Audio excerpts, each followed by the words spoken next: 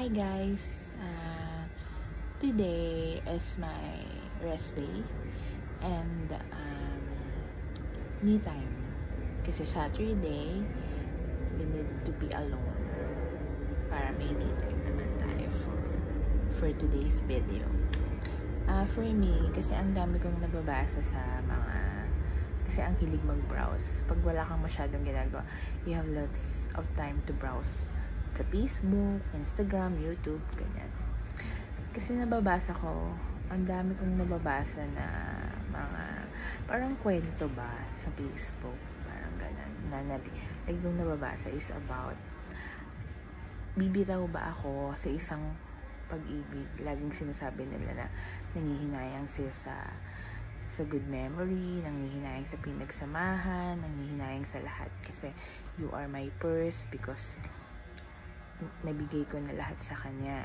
Laging ganun ang sinasabi ng mga babaeng may mga jowa or may mga boyfriend. Pero for me, for being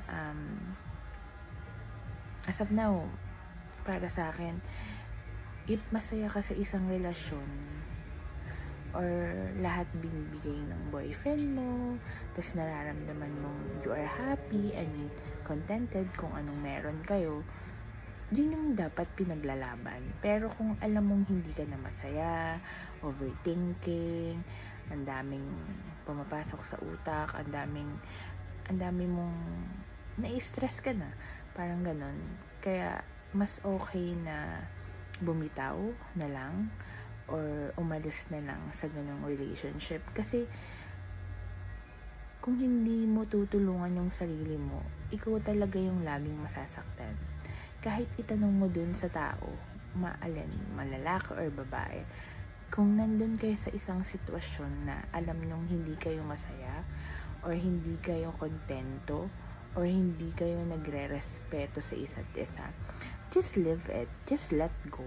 Kasi hindi na healthy sa sarili mo o sa sarili mo ba talaga. Kasi sabi nga nila, bago ka magmahal ng iba, you need to love yourself first before you love someone.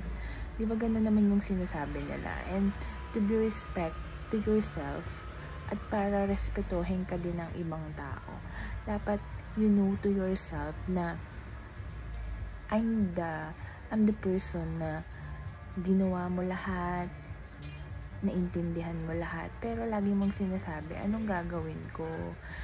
Tulungan nyo naman ako, bigyan nyo naman ako ng advice. For me kasi, kung hindi ka na masaya, kung lagi mong